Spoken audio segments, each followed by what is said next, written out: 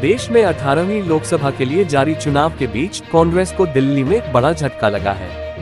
दिल्ली कांग्रेस प्रदेश अध्यक्ष अरविंदर सिंह लवली ने पार्टी से इस्तीफा दे दिया।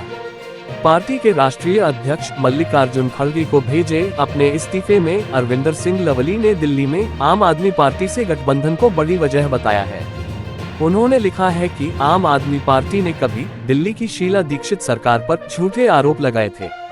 आज उसी आपकी सरकार के सीएम और मंत्री जेल में हैं। ऐसे में आपके साथ गठबंधन नहीं होना चाहिए था। इसके अलावा लवली ने इस्तीफे में ये भी लिखा है कि पार्टी के 3 में से 2 उम्मीदवार ऐसे हैं जिन्हें स्थानीय कार्यकर्ता और पदाधिकारी अच्छे से जानते तक नहीं हैं।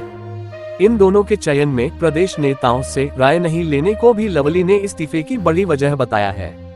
उनका कहना है कि ये दोनों प्रत्याशी दिल्ली के सीएम केजरीवाल और आपके उस प्रोपेगेंडा की प्रशंसा कर रहे हैं जिसमें आप सरकार दिल्ली में शिक्षा, स्वास्थ्य, सड़क, बिजली में बेहतरीन काम के दावे करती है।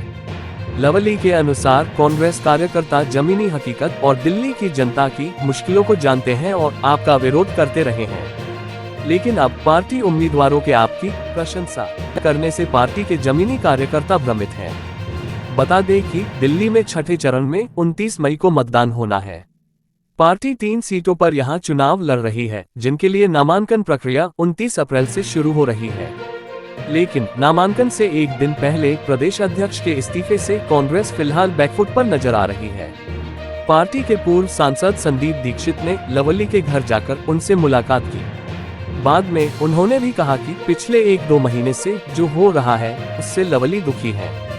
उनकी पीड़ा को सुना जाना चाहिए।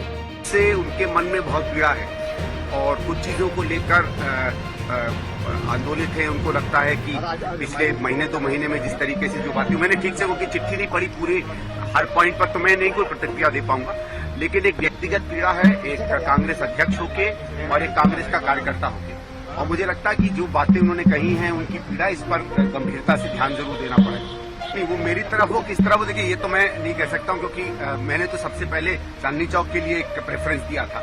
बाकी वो तो पार्टी जो निर्णय लेती है। मेरे ख्याल से उनका एक पीड़ा और जो एक अंदर के है कि जिस तरीके से, देखिए दिल्ली में कांग्रेस ऐसी स्थिति में है कि हम संघर्षरत हैं। हम पिछले 8-10 साल से जो दुष्प्रचार हुआ कांग्रेस के खिलाफ, उसके बारे में वापस अपनी पुरानी साख को वापस लाने के लिए हम लोग संघर्ष कर रहे हैं। कांग्रेस का जो भी अध्यक्ष बना है, ये कोई ताज तो है नहीं, एक तरीके से कांटों का ताज है। उसके बावजूद पिछले 6-8 महीने में इन्होंने मेहनत करके खड़ी की। हमारे 2 बड़े कार्यक्रम हुए, आपने देखा होगा, ईस्ट दिल्ली में, उसके बाद इंडिया अलायंस का, उसमें अच्छी खासी भीड़ कांग्रेसियों की आई। तो एक सबको ये लगा था कि धीरे धीरे कांग्रेस जो है जागृत हो रही है, और जब हमको 2 या 3 सीटें मिलती हैं तो ऐसा लगता है कि अगर उसमें हम कांग्रेस के सब लोगों की सहमति के साथ ऐसे नेतृत्व को दें तो आगे गाड़ी एक बेहतर रूप से चले।